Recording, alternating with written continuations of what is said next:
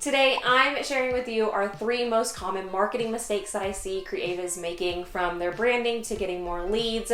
We're going to cover it all today, and you're going to want to stick around to the very end because I'm going to share with you a very big missed opportunity that I see creatives making that's leaving them thousands on the table. So stick around to the very end, and if you are new around here, go ahead, click that subscribe button so that you don't miss a beat or a video, and let's dive right in.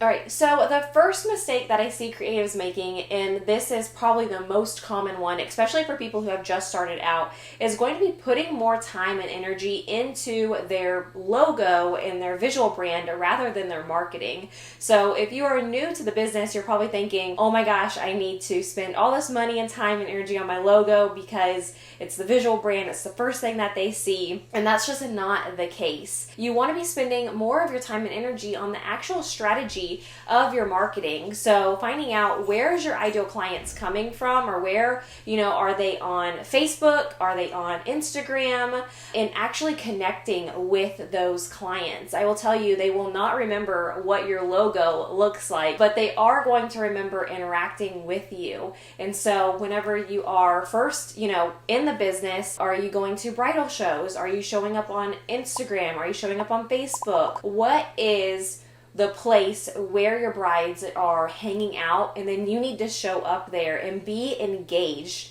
be part of the community, be answering their questions, because then you're going to want to grow that relationship. And if you're answering their questions, then you're engaging with them, you're growing that friendship, and that's going to lead you to long-term success. And then once you get a little bit larger, more into business, that's the time where you can focus on your logo and actually building the visual side of your brand. But first, focus on that marketing strategy and come up with at least 3, probably if you're starting out, I would say 2 places where you are heavily hanging out or heavily investing your income into. Like I said, that could be bridal shows, that could be the Knot, Wedding Wire, that could be Instagram, Facebook. Find out what those 2 places are for you. Then start answering people's questions, showing up in the community, providing education to those people, and growing those friendships. The second mistake that I see a lot of creatives making is not knowing, and this is kind of funny, it goes hand in hand, not knowing where your leads are coming from. So on your contact form, you should have a question on there that says, where did you come from? Or who can, maybe not where did you come from, that's kind of an odd question, but who can I thank for sending you here? Or how did you hear about my business? Like fill in your business name. Because if you are spending time and energy, say you picked out your 2 places, Facebook and Wedding Wire, and so you want to see where your marketing dollars are going and if they are bringing in leads. If you start seeing, they found me on Instagram, or they heard about me through a bridal show, and none of your leads are coming from Wedding Wire or Facebook, or maybe they are coming from those places, but they're not converting into paid clients, then it's time to take a look at your marketing strategy and adjust. But if you're not tracking those things, if you don't know where your clients are coming from, then it's hard to know what's working and what's not working.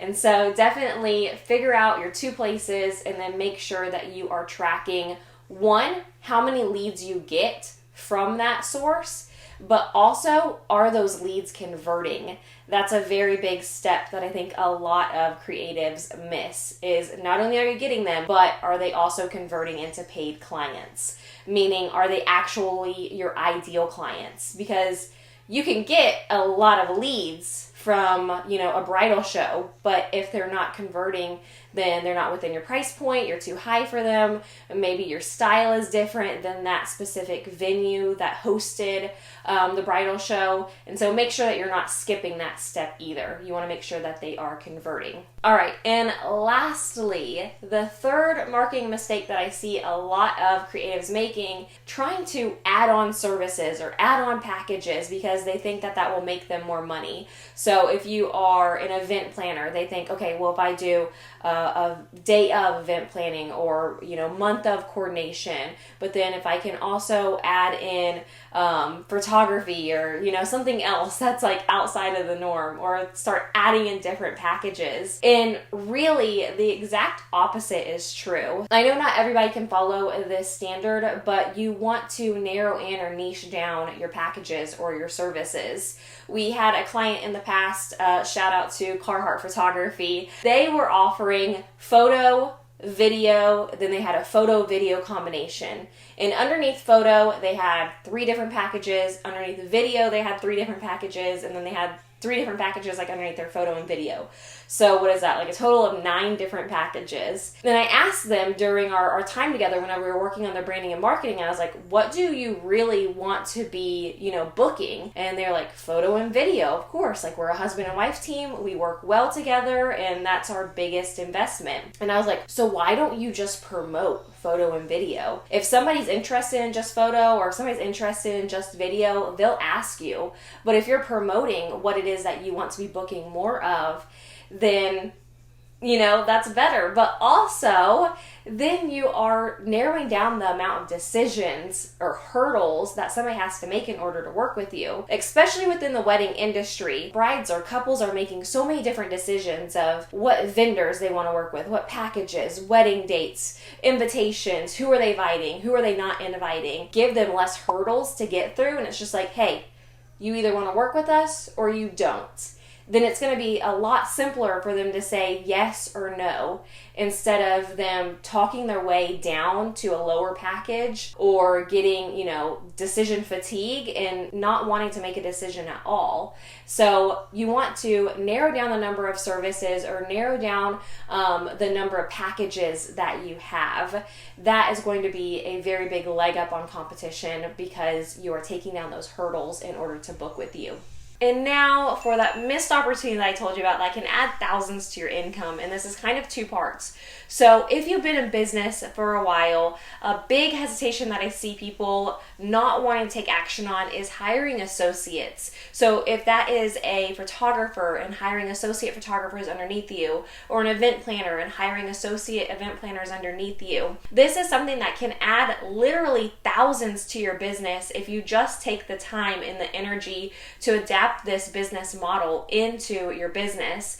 And now I'm not saying that I'm an expert on it, but that is a big next step that I see a lot of our clients who have been in the game for a while.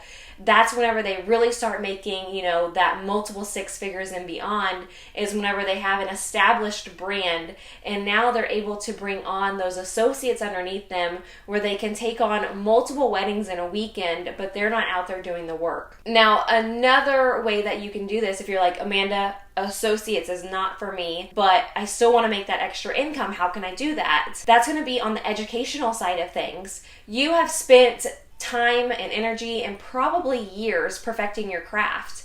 And there's always going to be people who are coming up underneath you. And so you can capitalize on that and make education in those spaces, whether that is workshops or templates, worksheets, master classes, courses, anything like that, where you can help the people who are coming up. If you can give them a hand and help them up by utilizing your skills and your craft and years in the industry, then why not add to your income that way? Because we all know within the wedding industry, if you have maxed out on the number of weddings that you can take per year, you're maxed out on your packages being competitive within the marketplace, then you want to be adding on supplemental income. And so if you hit that next step, I recommend looking into associate photographers or associate people underneath you, or capitalizing on that educational side of things as well. I know for us at Carrie Love Designs, we help people kind of wanting to reach that next level of business, whether that is wanting to reach your ideal client. Maybe you're in a smaller town and you want to reach a more saturated, larger city, and you want to be competitive within that marketplace. Or you're looking to transition, so you've been in the game for a while and now you want to, look like a professional and take on that educational side of things, or add on associate photographers and rebrand that way, then we're here for you. in those regards. But hopefully this video really helps you understand those 3 common mistakes, how to fix them, and hopefully, you know, how to broaden your horizons and add extra income to your pocket. Now, if you want to take the next steps, I recommend checking out our video on another marketing piece, which is going to be your website. So stick around and watch that video next so that you can get even more tips on how to market your business and take it to the next level.